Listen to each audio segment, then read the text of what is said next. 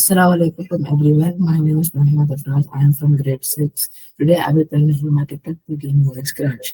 Some Tic Tac writer school system supervised by Mem Cover. Scratch. Scratch is a block-based programming language, an online community developed by the Long Life Kindergarten Group at the MIT Media Lab.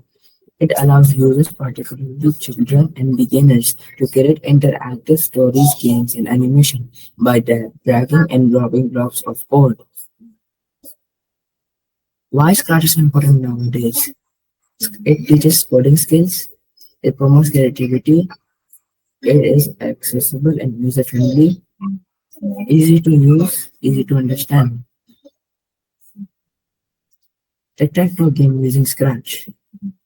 This is my Tic Tac Toe game. I have used motion blocks, looks blocks, events, control, variables, operators, and my blocks to make my Tic Tac Toe game.